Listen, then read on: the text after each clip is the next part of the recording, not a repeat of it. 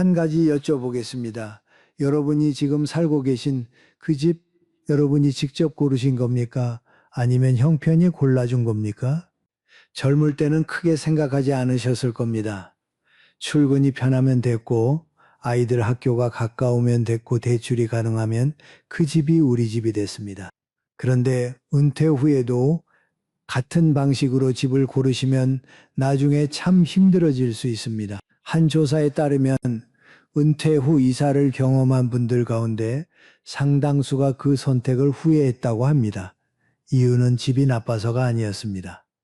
새 집에서의 생활이 예상과 전혀 달랐기 때문이었습니다. 더 무서운 것은 그 후회가 찾아왔을 때는 이미 다시 옮기기 어려운 상황이 되어 있었다는 점입니다. 오늘 저는 여러분과 노후의 집에 대해 이야기를 나누고 싶습니다. 비싼 집, 넓은 집, 새 아파트 이야기가 아닙니다. 많은 분들이 놓치고 계시는 진짜 기준, 바로 이런 집 이야기를 해보려고 합니다. 끝까지 들으시면 아마 집을 보시는 눈이 조금 달라지실 겁니다. 여러분 주머니 속에 아니면 현관 선반 위에 늘 놓여 있는 것이 하나 있습니다.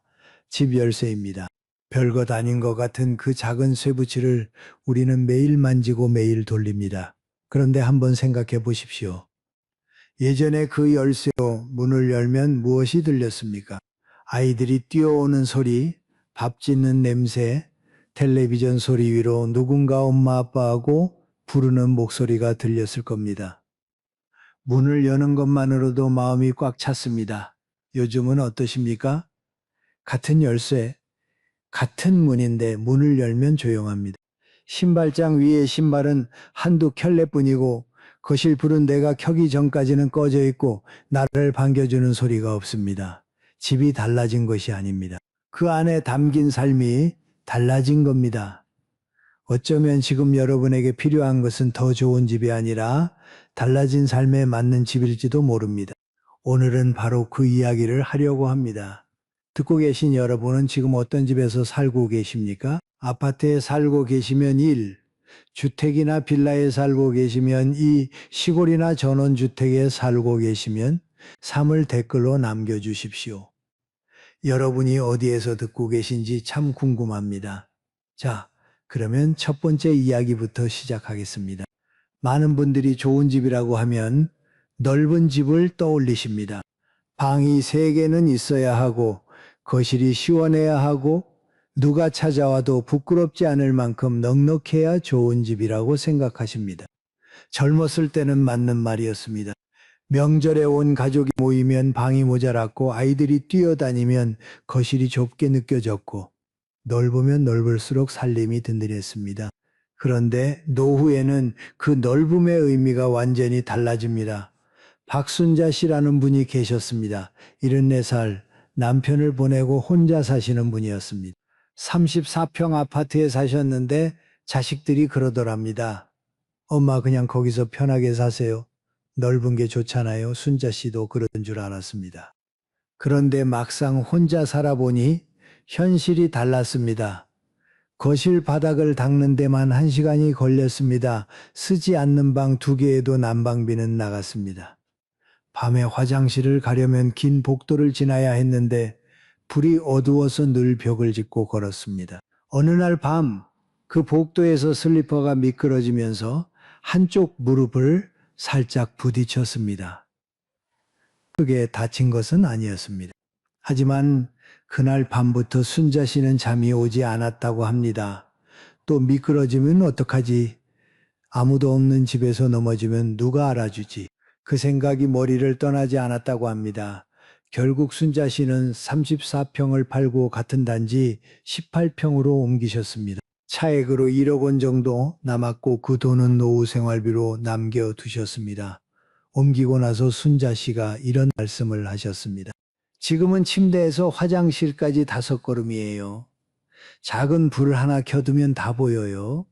이 집으로 오고 나서 10년 만에 처음으로 푹 잤어요. 그러면서 보여주신 것이 하나 있었습니다. 조그만 수면등이었습니다. 이사하던 날 동네 마트에서 산 건데 침대에서 화장실 가는 길 중간에 놓아두신 겁니다. 큰 돈 들인 것이 아닙니다. 그런데 그 작은 불빛이 순자 씨에게는 제일 큰 안심이 되었다고 합니다. 밤에 눈을 떠도 길이 보이니까 무섭지 않다고요. 이 이야기를 듣고 나서 저는 한참 생각했습니다. 우리는 집을 고를 때 넓으면 든든하다고 생각합니다. 방이 많으면 안심이 된다고 생각합니다. 그런데 정말 그렇습니까? 넓은 집이 주는 것은 든든함이 아니라 관리해야 할 공간입니다. 쓰지 않는 방이 주는 것은 여유가 아니라 비어 있다는 느낌입니다. 노후에 진짜 든든한 것은 침대에서 화장실까지 가까운 것, 부엌에서 식탁까지 몸이 덜 힘든 것, 바닥이 미끄럽지 않은 것, 청소하고 나서도 하루가 무너지지 않는 것입니다. 젊을 때 집은 구두 같은 겁니다. 멋있고 반듯하고 남들이 봐도 괜찮아 보이는 구두. 조금 불편해도 참을 수 있었습니다. 그런데 나이가 들면 발이 달라집니다. 오래 서 있기 어렵고 조금만 조여도 아프고 하루가 끝나면 발이 부어 있습니다. 그때 필요한 것은 멋진 구두가 아니라 편한 신발입니다. 별로 멋지지 않아도 괜찮습니다. 하루 종일 신어도 발이 덜 아픈 신발이 결국 가장 좋은 신발입니다. 집도 똑같습니다.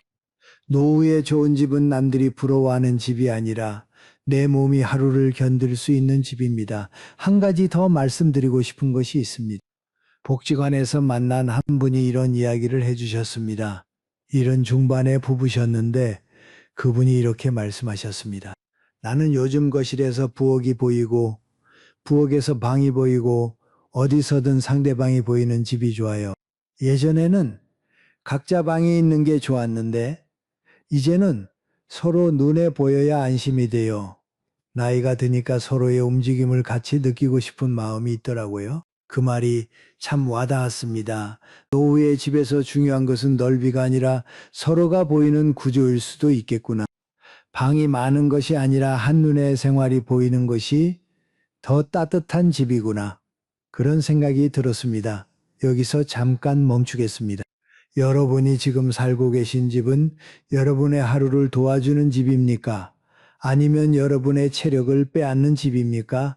한번 조용히 생각해 보셔도 좋겠습니다. 그런데 노후의 집에서 정말 중요한데 많은 분들이 놓치시는 것이 또 하나 있습니다. 집이 아무리 편해도 집 안에서만 하루가 끝나면 사람은 천천히 시들게 됩니다. 바로 이런 이야기입니다. 은퇴하고 나면 집에서 보내는 시간이 갑자기 늘어납니다. 예전에는 집이 잠자는 곳이었습니다. 아침에 나가서 저녁에 돌아오면 됐습니다.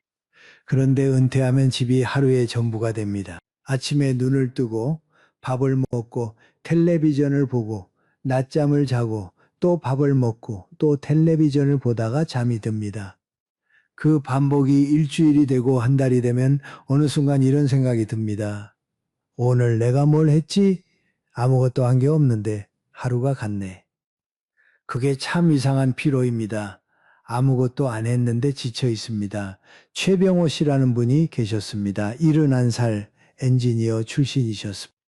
회사를 다닐 때는 누구보다 바쁘게 사셨던 분인데 은퇴 후 서울 외곽에 새 아파트를 사서 이사하셨습니다. 집은 정말 좋았습니다. 새 것이고 조용하고 전망도 좋았습니다. 처음 한 달은 천국 같았다고 합니다. 드디어 쉴 수 있구나. 아무것도 안 해도 되는구나. 그런데 석 달이 지나면서 무언가 달라지기 시작했습니다. 아침에 눈을 떠도 일어날 이유가 없었습니다. 어디를 가야 할 곳도 없고 누구를 만날 약속도 없고 오늘 해야 할 일이 아무것도 없었습니다. 텔레비전을 아침부터 틀어놓고 저녁에 끄는 것이 하루의 전부가 되었습니다. 병호 씨의 부인이 이런 말씀을 하셨습니다. 예전에는 집에 오면 회사 이야기를 끝도 없이 했어요. 누가 이렇게 했다. 오늘 이런 일이 있었다. 말을 멈추질 않았어요. 그런데 요즘은 하루 종일 한마디도 안 해요. 그 말이 참 무겁게 남았습니다. 병호 씨 본인도 느끼고 있었습니다. 몸은 편한데 마음이 자꾸 가라앉는 느낌이라고 하셨습니다. 그러다 어느 날 동네 아는 분이 근처에 텃밭을 빌려서 쓴다는 이야기를 들으셨습니다. 별 기대 없이 따라가 봤는데 10평 남짓한 작은 밭이었습니다. 거기서 고추 몇 포기, 파 몇 줄, 방울토마토 몇 그루를 심기 시작하셨습니다. 처음에는 흙 만지는 것도 어색했습니다. 하지만 며칠이 지나고 새싹이 올라오는 것을 보는 순간 이상하게 기분이 달라졌다고 합니다. 아침에 눈을 뜨면 오늘은 물을 줘야지, 잡초가 나왔을 텐데 뽑아야지, 그 생각이 먼저 들었다고 합니다. 대단한 일이 아닙니다. 고추 몇 개, 토마토 몇 알 따는 것뿐입니다. 하지만 병호 씨에게는 그것이 아침에 현관문을 여는 이유가 되었습니다. 병호 씨가 이렇게 말씀하셨습니다. 수확이 많고 적고는 상관없어요. 나는 그냥 아침에 나갈 이유가 필요했던 거예요. 그리고 보여주신 것이 있었습니다. 동네 시장에서 산 고무장화였습니다. 매일 아침 그 장화를 신고 텃밭에 나가신다고 하셨습니다. 30년 동안 구두를 신고 회사에 다녔는데 이 고무장화가 내 인생에서 제일 좋은 신발이에요. 웃으면서 하신 말씀이었는데 저는 웃을 수가 없었습니다. 그 안에 담긴 외로움과 회복의 무게가 느껴졌기 때문입니다. 하버드 대학교에서 80년 넘게 이어온 아주 긴 연구가 있습니다. 사람의 행복과 건강을 평생에 걸쳐 추적한 연구인데 그 연구가 내린 결론은 뜻밖에도 아주 단순했습니다. 노년의 행복을 결정하는 것은 돈이 아니었습니다. 건강만도 아니었습니다. 가장 중요한 것은 내가 오늘 할 일이 있다는 느낌, 내가 아직 어딘가에 필요하다는 감각이었습니다. 쉽게 말하면 이렇습니다. 사람의 몸은 힘든 것을 무서워하지 않습니다. 진짜 무서운 것은 아무것도 할 일이 없는 겁니다. 발코니의 작은 화분 하나를 생각해 보십시오. 아무도 물을 주지 않으면 며칠 안에 잎이 마르기 시작합니다.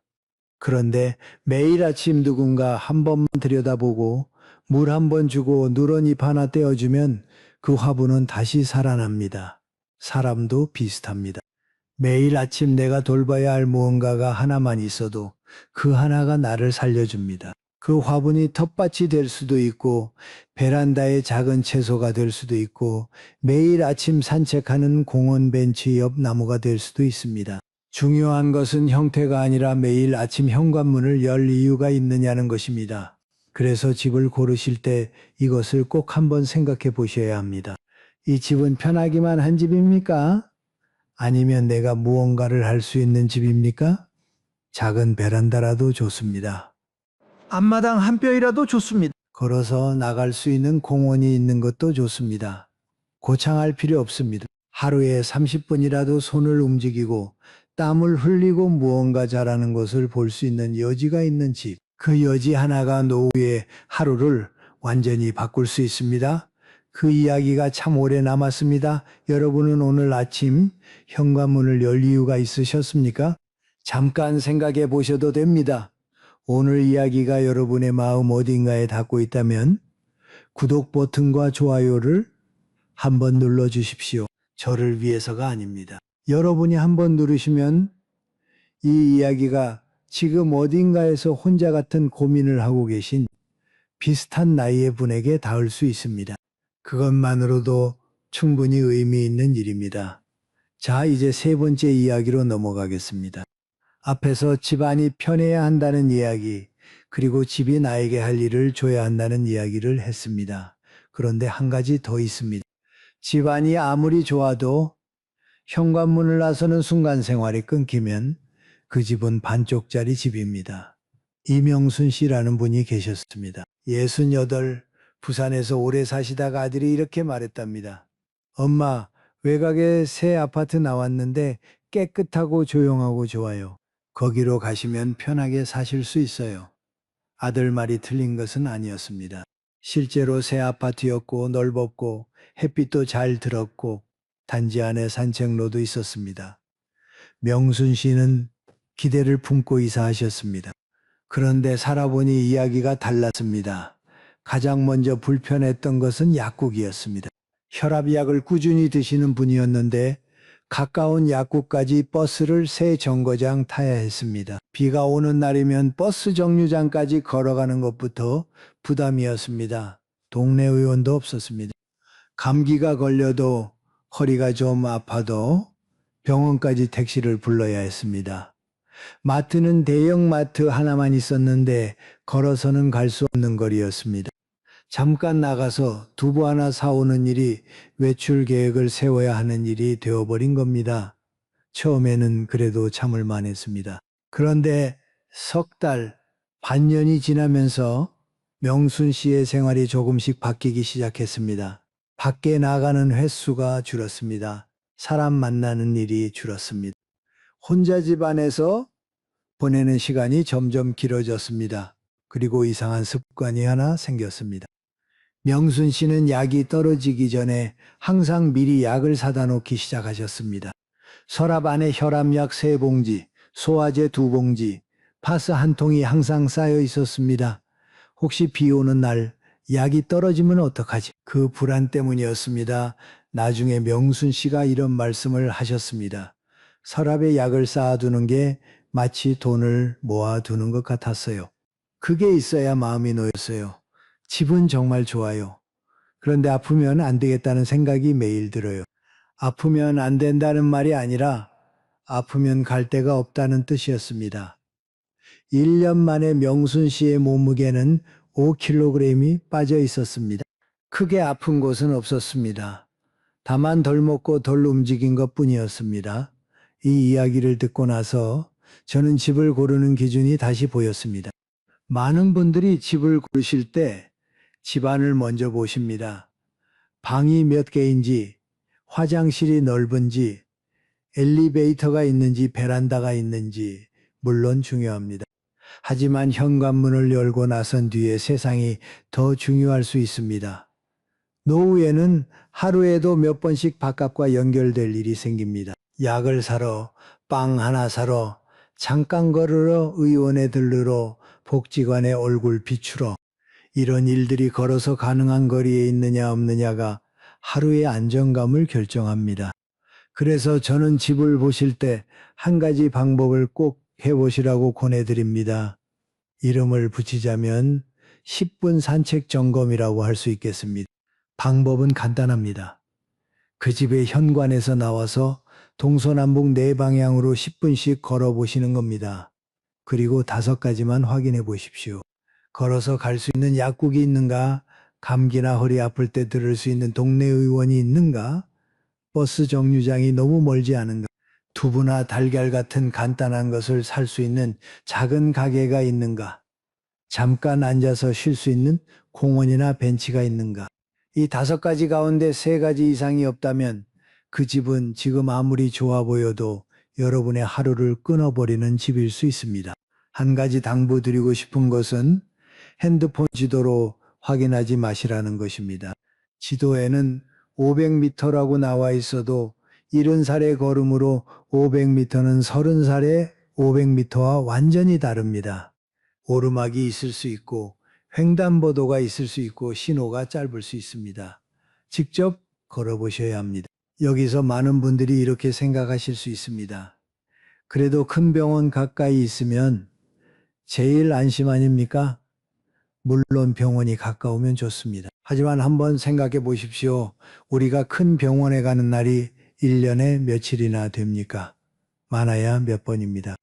하지만 약국에 가는 날, 의원에 들르는 날, 마트에 가는 날, 공원에 나가는 날은 일주일에도 몇 번씩 있습니다. 병원은 아플 때 가는 곳이지만 약국과 의원과 마트와 공원은 아프지 않기 위해 매일 다니는 곳입니다. 노후의 집은 병원 옆에 있는 집보다 매일의 생활이 끊기지 않는 집이 더 안전합니다.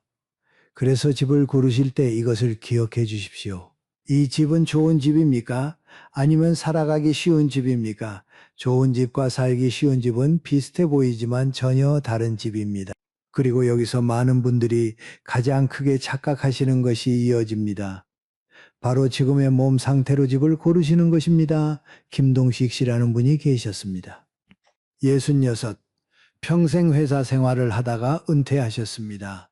젊었을 때부터 마당 있는 집이 꿈이셨습니다. 은퇴하면 조용한 곳에서 나무도 심고 흙도 만지면서 살겠다는 생각을 오래 하셨습니다. 그래서 양평에 전원주택을 사셨습니다. 처음 2년은 정말 좋았습니다. 아침에 새소리에 눈을 뜨고 마당에서 감나무를 심고 작은 텃밭에 상추와 고추를 기르셨습니다. 도시에서는 한 번도 느끼지 못했던 평화가 있었다고 합니다.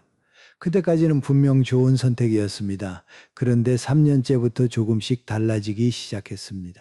무릎이 아프기 시작했습니다.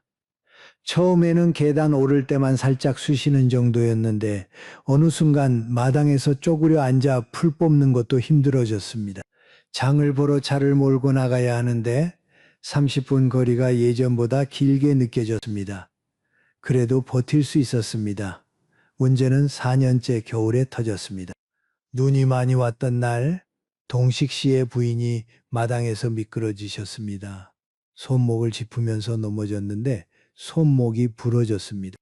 급히 병원을 가려 했지만 눈 때문에 차를 빼기 어려웠고 구급차는 40분이 걸렸습니다. 병원에서 깁스를 하고 나오면서 동식 씨는 처음으로 이런 생각을 하셨다고 합니다. 이 집에서 계속 살 수 있을까? 그래서 집을 내놓으셨습니다. 그런데 현실은 또 달랐습니다.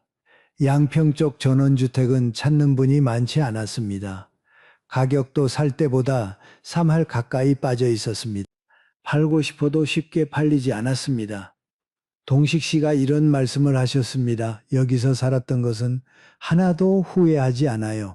하지만 떠나야 할 때를 생각 안 한 것, 그건 후회합니다. 문 앞에 세워둔 눈삽이 있었습니다. 처음에는 마당 가꾸는 도구 중 하나였는데 나중에는 매일 아침 눈을 치우느라 들어야 하는 짐이 되었습니다. 같은 삽인데 2년 만에 의미가 완전히 달라져 있었습니다. 동식 씨는 그 삽을 볼 때마다 자기가 늙어가고 있다는 것을 느꼈다고 합니다. 여러 조사들을 보면 은퇴 후 시골이나 외곽으로 이사하신 분들 가운데 상당수가 5년 안에 다시 도시로 돌아오십니다. 이유는 대부분 비슷합니다. 건강이 예전 같지 않아서, 병원 가기가 너무 불편해서, 혼자 관리하기가 벅차서, 그리고 많은 분들이 말씀하시는 것이 시골집은 유지비가 생각보다 많이 든다는 것입니다. 겨울 난방비, 지붕 수리, 마당 관리, 정화조 점검. 아파트에서는 관리비에 포함되어 있던 것들이 전원주택에서는 전부 본인이 직접 해결해야 하는 일이 됩니다. 쉽게 말하면 이렇습니다. 봄에 집을 사면 60살의 눈으로 봅니다. 꽃이 피고 새가 울고 공기가 좋아 보입니다. 그런데 겨울에 집을 떠나게 되면 70살의 눈으로 봅니다. 눈이 쌓이고 길이 미끄럽고 병원이 멀게 느껴집니다. 같은 집입니다. 하지만 보는 눈이 달라지면 완전히 다른 집이 됩니다. 세네카라는 철학자가 이런 말을 했습니다. 지혜로운 사람은 한여름에 이미 겨울을 준비한다. 노후의 집도 꼭 그렇습니다. 지금 좋아 보이는 집이 아니라 겨울이 와도 견딜 수 있는 집을 골라야 합니다. 그래서 집을 고르실 때 이 질문을 한번 해보시면 좋겠습니다. 이 집은 지금의 내 몸에 맞는 집입니까? 그리고 한 가지 더. 이 집은 내가 떠나고 싶을 때 떠날 수 있는 집입니까? 이 두 가지 질문에 둘 다 그렇다고 대답할 수 있다면 그 집은 꽤 괜찮은 선택일 가능성이 높습니다. 하지만 하나라도 아니라면 한 번 더 생각해 보셔야 합니다. 여러분은 지금 살고 계신 그 집에서 5년 뒤에도 괜찮으실 거라고 느끼십니까? 아니면 어딘가 조금 불안한 구석이 있으십니까? 그리고 노후의 집을 이야기할 때 빠지지 않는 주제가 하나 있습니다. 바로 자식입니다. 많은 분들이 이렇게 생각하십니다. 그래도 자식 가까이 있으면 낫지 않을까? 무슨 일 생기면 금방 올 수 있잖아. 혼자 있는 것보다는 덜 외롭지 않을까? 이 마음은 너무나 자연스럽습니다. 부모라면 누구나 한 번쯤 해보셨을 생각입니다. 그리고 실제로 가까이 사는 것이 도움이 되는 경우도 분명히 있습니다. 하지만 가까움 자체가 문제가 아니라 어떤 가까움이냐가 문제입니다. 정혜숙 씨라는 분이 계셨습니다.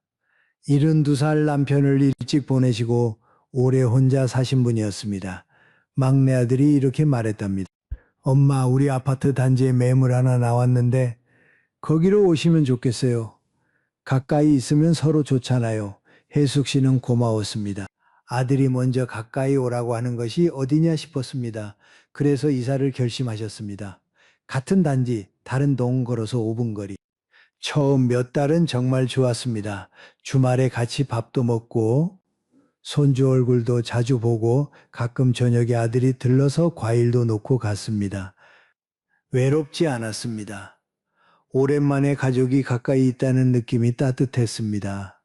그런데 반년쯤 지나면서 조금씩 달라졌습니다. 며느리에게서 전화가 오기 시작했습니다. 어머니, 오늘 제가 좀 늦을 것 같은데 애 좀 봐주실 수 있으세요? 처음에는 기꺼이 하셨습니다. 손주를 보는 것은 기쁜 일이니까요. 그런데 일주일에 한두 번이 세네 번이 되었습니다. 어머니, 오늘도 좀 부탁드려요. 어머니, 이번 주말에 저희 좀 도와주실 수 있으세요? 어머니, 내일 아침에 애 좀 데려다 주시면 안 될까요? 부탁은 점점 자연스러워졌고 거절은 점점 어려워졌습니다.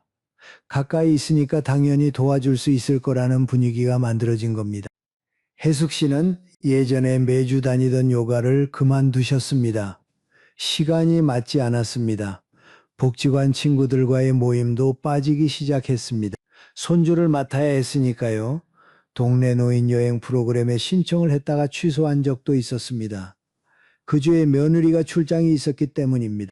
어느 날 아들이 이런 말을 했습니다. 엄마는 요즘 별로 바쁠 것도 없잖아. 그 말 한마디에 혜숙 씨는 그날 밤 혼자 한참 우셨다고 합니다. 바쁠 것도 없다. 그 말이 틀린 것은 아니었습니다. 실제로 혜숙 씨에게는 직장도 없고 공식적인 일정도 없었습니다. 하지만 그 말 안에는 엄마의 시간은 중요하지 않다는 뜻이 숨어 있었습니다. 혜숙 씨가 나중에 조용히 이렇게 말씀하셨습니다. 내가 편해지려고 온 건데 어느 순간 내 일정이 없어졌어요. 아들 가족 일정이 내 일정이 되어버렸어요. 그러면서 작은 상자 하나를 보여주셨습니다. 요가 운동화였습니다. 작년에 사놓은 건데 아직 한 번도 신지 못했다고 하셨습니다. 상자에 들어있는 그대로였습니다. 그 상자가 참 오래 마음에 남았습니다. 여러분도 혹시 비슷한 경험이 있으십니까? 사랑해서 가까이 갔는데 어느 순간 내가 도움을 주는 사람이 아니라 당연히 곁에 있어야 하는 사람이 되어버린 순간 말입니다. 이것은 자식이 나빠서 그런 것이 아닙니다. 며느리가 못되어서 그런 것도 아닙니다. 거리가 너무 가까우면 관계의 경계가 함께 흐려지는 겁니다. 예전에는 약속을 잡고 만나던 사이가 언제든 부를 수 있는 사이가 됩니다. 조심스럽게 부탁하던 일이 자연스러운 요청이 됩니다. 그 요청이 쌓이면 내 하루의 중심이 조금씩 다른 사람의 삶 쪽으로 기울어집니다. 어떤 분들은 이런 말씀도 하셨습니다. 자식 근처로 가고 싶어도 며느리가 부담스러워 하더라. 대놓고 싫다고 말하지는 않지만 분위기로 느껴지더라. 이것도 현실입니다. 가까이 산다는 것은 서로에게 편한 일이기도 하지만 동시에 부담이 되기도 합니다. 나무 두 그루를 생각해 보십시오. 너무 가까이 심으면 뿌리가 서로 엉키고 가지가 부딪히면서 둘 다 제대로 자라지 못합니다. 하지만 적당히 떨어져 있으면 각자 뿌리를 넉넉히 내리고 각자의 가지를 뻗으면서도 바람이 불면 서로의 잎이 살짝 닿을 수 있습니다. 가족도 그렇습니다. 너무 가까우면 서로를 가리게 되고 적당한 거리가 있어야 각자 잘 살면서도 서로를 느낄 수 있습니다. 그래서 노후의 집은 자식과 멀어야 한다는 뜻이 아닙니다. 서로의 삶이 무너지지 않을 만큼의 거리가 필요하다는 뜻입니다. 가족 문제를 오래 상담해온 분들은 이런 말을 합니다. 부모와 자식 사이에 가장 좋은 거리는 30분 거리입니다. 버스나 지하철로 30분. 급한 일이 있으면 달려갈 수 있을 만큼 가깝고 일상에서는 서로의 시간을 침범하지 않을 만큼 떨어져 있는 거리. 그리고 이 거리에서 가장 중요한 것은 만나려면 양쪽 다 조금 노력해야 한다는 점입니다. 그 노력이 있어야 만남이 당연한 것이 아니라 소중한 것으로 느껴집니다. 그 노력 자체가 서로에 대한 존중입니다. 사랑은 가까울수록 좋은 줄 알았는데 꼭 그런 것만은 아닌 것 같습니다. 여러분의 자식은 지금 얼마나 가까이 살고 있습니까? 그 거리는 여러분을 편하게 하는 거리입니까? 아니면 여러분의 하루를 흔드는 거리입니까? 잠깐 떠올려 보셔도 좋겠습니다. 자, 이제 마지막 이야기입니다. 오늘 제가 드린 이야기를 하나로 모으는 이야기이기도 합니다. 여기 두 분의 이야기를 해드리겠습니다. 신옥희 씨와 한미자 씨, 두 분 다 69, 같은 해에 남편을 보내셨습니다. 비슷한 나이, 비슷한 상황, 비슷한 외로움. 두 분 다 새로운 집을 찾아야 했습니다. 오키 씨는 좋은 집을 골랐습니다. 새 아파트였습니다. 조용하고 깨끗하고 단지도 잘 되어 있었습니다. 다만 도심에서 좀 떨어져 있었습니다.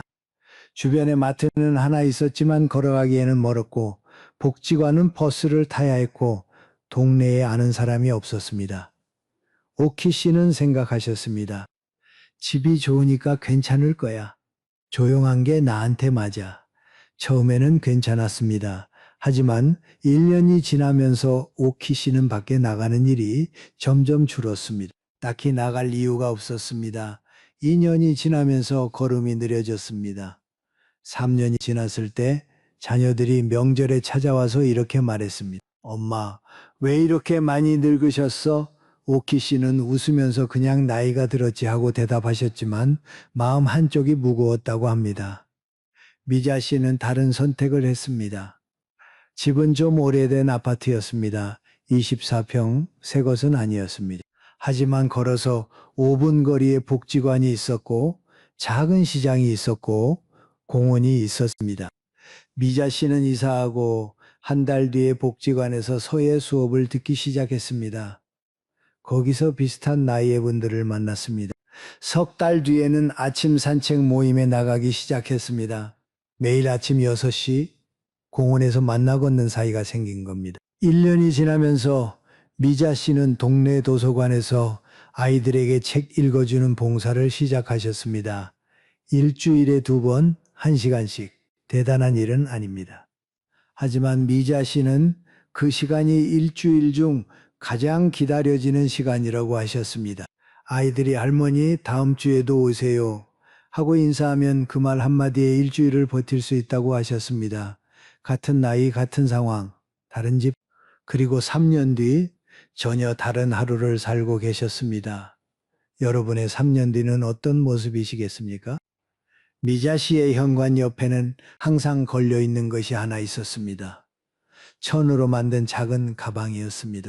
안에는 운동화 한 켤레, 물통 하나, 그리고 이번 주 일정을 적은 조그만 수첩이 들어 있었습니다. 미자 씨는 그 가방을 나들이 가방이라고 불렀습니다. 매일 나가야 하니까 매일 준비해 두는 거예요. 현관에 이게 걸려 있으면 오늘도 나갈 때가 있구나 하는 기분이 들어요. 그 말을 들으면서 저는 생각했습니다. 노후에 좋은 집이란 결국 이런 것이구나. 매일 현관문을 열 이유가 있는 집, 나가면 만날 사람이 있고 돌아오면 쉴 곳이 있는 집. 집의 크기나 가격이 아니라 그 집이 나를 어떤 사람으로 만들어주느냐가 중요하구나. 노후에는 집이 사람을 바꿉니다. 나가기 쉬운 집에 살면 나가게 되고, 사람 만나기 쉬운 곳에 살면 사람을 만나게 되고, 할 일이 있는 곳에 살면 하루가 차게 됩니다. 반대도 마찬가지입니다. 나가기 어려운 집에 살면 점점 안에만 있게 되고, 사람이 없는 곳에 살면 점점 혼자가 되고, 할 일이 없는 곳에 살면 하루가 텅 비게 됩니다. 같은 사람이 어떤 집에 사느냐에 따라 3년 뒤 완전히 다른 사람이 됩니다. 옷장을 한번 떠올려 보십시오. 오래된 옷장에는 한때 좋아했던 옷들이 빼고 갑니다. 입으면 멋있었던 정장, 특별한 날 입었던 외투, 비싸서 버리기 아까운 옷들. 그런데 실제로 매일 입는 옷은 서너 벌뿐입니다. 나머지는 걸려만 있을 뿐 손이 가지 않습니다. 어느 날 마음 먹고 안 입는 옷을 정리해 보셨을 겁니다. 처음에는 아깝습니다. 그런데 다 정리하고 나서 옷장을 열면 남아있는 옷이 전부 내가 편한 옷, 나한테 맞는 옷입니다. 마음이 가벼워집니다. 고르기도 쉬워집니다. 집도 똑같습니다. 한때 좋았던 집, 남들이 부러워했던 집이라도 지금의 나에게 맞지 않으면 걸려만 있는 옷과 같습니다. 노후의 집은 좋았던 집을 놓아주고 지금의 나에게 딱 맞는 집을 고르는 것입니다. 그것이 아깝거나 초라한 것이 아닙니다. 그것이 오래 살아본 사람만이 할 수 있는 지혜입니다. 노자는 이렇게 말했습니다. 만족할 줄 알면 욕되지 않고 멈출 줄 알면 위태롭지 않다. 집도 마찬가지입니다. 내 몸에 맞는 크기를 알고 내 삶에 맞는 자리를 아는 것. 그것은 포기가 아니라 충분히 살아본 사람만이 내릴 수 있는 판단입니다. 저는 이렇게 생각합니다. 마지막 집은 예쁘지 않아도 됩니다. 다만 매일 아침 현관문을 열 때 오늘 하루도 살아볼 만하다는 마음이 드는 집이면 됩니다. 오늘 참 긴 이야기를 함께 나눴습니다. 그런데 이 모든 이야기의 끝에서 제가 정말 드리고 싶은 말씀은 이것입니다. 노후에 좋은 집은 넓은 집이 아닙니다. 내 몸이 하루를 버틸 수 있는 집입니다. 침대에서 화장실까지 가깝고 청소하고 나서도 지치지 않고 넘어질 걱정이 적은 집. 그것이 첫 번째입니다. 좋은 집은 편하기만 한 집이 아닙니다. 나에게 아침마다 할 일을 주는 집입니다. 작은 화분이든 베란다 텃밭이든 걸어나갈 수 있는 공원이든 하루에 30분이라도 손을 움직일 이유가 있는 집. 그것이 두 번째입니다. 좋은 집은 집 앞만 좋은 집이 아닙니다. 현관을 나서면 10분 안에 약국이 있고 의원이 있고 작은 가게가 있고 버스를 탈 수 있는 집. 매일의 생활이 끊기지 않는 집. 그것이 세 번째입니다. 좋은 집은 지금 편한 집이 아닙니다. 5년 뒤에도 내 몸이 감당할 수 있는 집입니다. 떠나야 할 때 떠날 수 있는 집, 겨울이 와도 견딜 수 있는 집. 그것이 네 번째입니다. 좋은 집은 자식 가까이 있는 집이 아닙니다. 사랑하는 사람과 서로의 삶을 지켜줄 수 있는 거리에 있는 집입니다. 가까이 있어도 각자의 하루가 무너지지 않는 집. 그것이 다섯 번째입니다. 그리고 좋은 집은 결국 나를 좋은 사람으로 만들어주는 집입니다. 매일 현관문을 열고 나가고 싶은 집, 사람을 만나게 하는 집, 3년 뒤에도 지금보다 나은 내가 되어 있을 수 있는 집. 그것이 여섯 번째이자 마지막입니다. 이것이 오늘 제가 말씀드린 이런 집입니다. 이런 집은 아파트일 수도 있고 빌라일 수도 있고 작은 주택일 수도 있습니다. 형태는 상관없습니다. 이런 집은 형태가 아니라 기준입니다. 그 기준을 알고 고르면 어떤 집이든 좋은 집이 되고, 그 기준 없이 고르면 아무리 비싸고 아무리 새 집이라도 결국은 오래 버틸 수 없는 집이 됩니다. 여러분은 지금 어떤 집에 살고 계십니까? 그 집은 여러분에게 맞는 집입니까? 아니면 한때 맞았던 집입니까? 오늘 이 이야기를 들으시면서 마음 어딘가가 움직이셨다면 그 마음을 댓글로 남겨주십시오. 지금 살고 계신 집 이야기도 좋고 이사를 고민하고 계신 이야기도 좋고 예전에 이사하면서 겪으셨던 이야기도 좋습니다. 몇 줄이면 됩니다.